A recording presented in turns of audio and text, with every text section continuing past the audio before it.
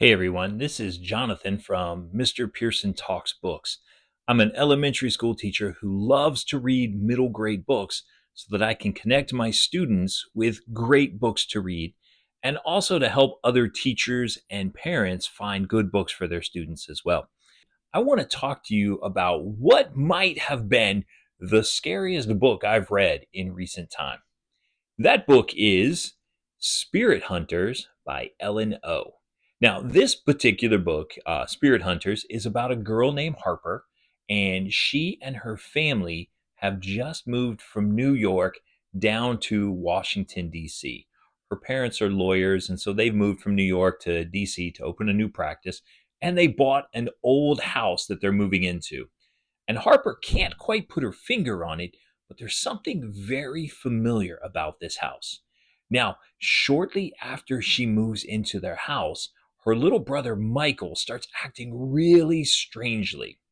He's talking about his friend Billy, who wants him to do things, who's trying to show him some things, but Michael's not really sure he wants to go along with what Billy's doing, and there's other creepy things that are taking place.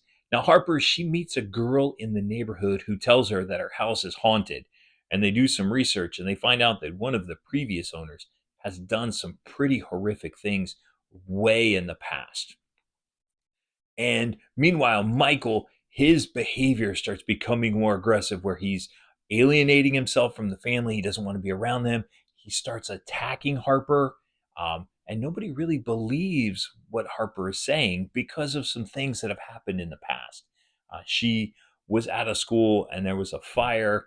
And because of that fire, she had to spend some time at a hospital where she ended up being involved in a horrific accident where she suffered a lot of broken bones, and nobody at the hospital would really talk about what happened, things like that.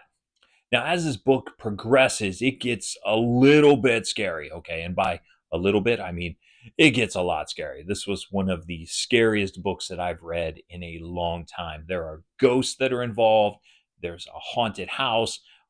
Her grandmother turns out to be what's called a mudang. I hope I pronounced that correctly. Basically, a shaman who can talk to ghosts and other things.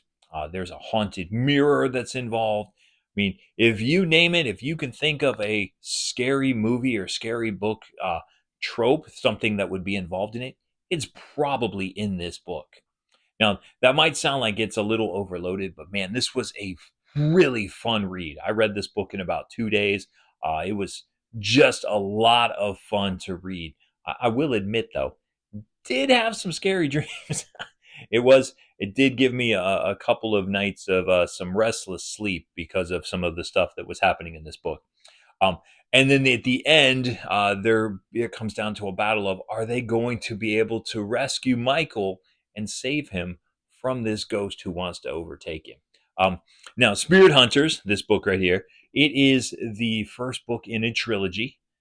This is the first one that I picked up. I saw it at the library, didn't know anything about it, but said, you know what? That book looks like fun. Let's go ahead and give that a read. There are two more that I plan on reading, and hopefully we'll be able to report back to you on them. Now, as a third grade teacher, I think this book might be a little advanced for my students, for third grade students. I did see that it was recommended for ages 8 to 12. I would probably put this in the more 9 or 10 as the earliest, so maybe fourth or fifth grade, up and through the early part of middle school would be a really appropriate age range for this book.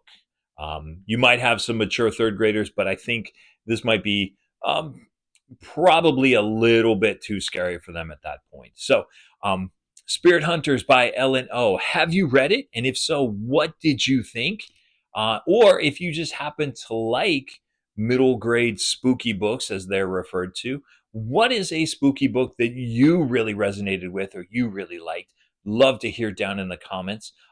Also, if you would like more recommendations for middle grade fantasy or middle grade horror, those are the two that I tend to gravitate toward. If you want more recommendations for those, be sure to like this video and subscribe so you can get notifications for when I post new videos. And as always, my name is Jonathan. This is Mr. Pearson Talks Books, and we'll see you next time.